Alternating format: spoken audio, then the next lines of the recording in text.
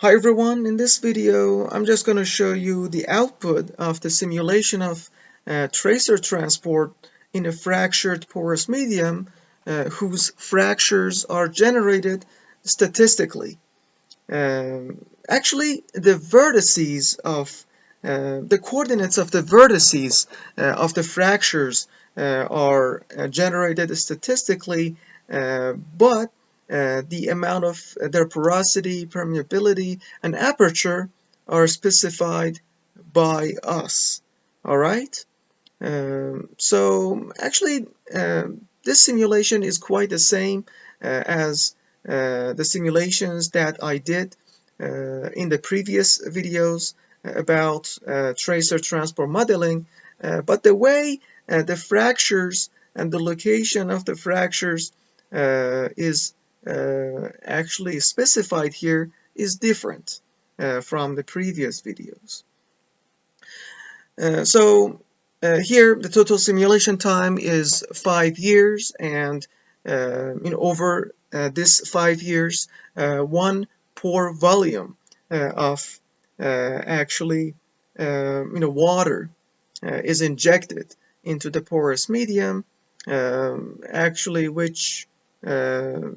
the injected water has actually a chemical species with a different concentration from the concentration of the chemical species in the formation water.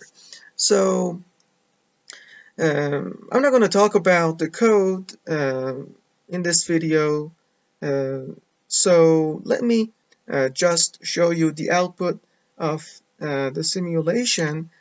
This is actually the figure of how the fractures are distributed in our porous medium. As you see, the porous medium is 100 meters long, 100 meters wide, and 100 meters deep. All right, so water is injected with a different composition into these grid blocks and will be produced from those grid blocks over there with a constant pressure. All right, but the injection rate is actually a value which will become actually a pore volume of the injected water over 5 years. Great, so this is just the distribution of the fractures in our porous medium, and this is the initial pressure in our porous medium, and as you see, we have pressure change here because of the pressure gradient that we have in the system, and as we move downward, the pressure increases, and this is actually, as I told you, the initial pressure distribution in the porous medium, which is actually the pressure distribution in the fractures of the porous medium. The matrix is not shown here, only the fractures are depicted in this figure, and this shows very well the change in actually the pressure in the fractures of the porous medium. All right, so let's play the video to see what happens if we inject water here.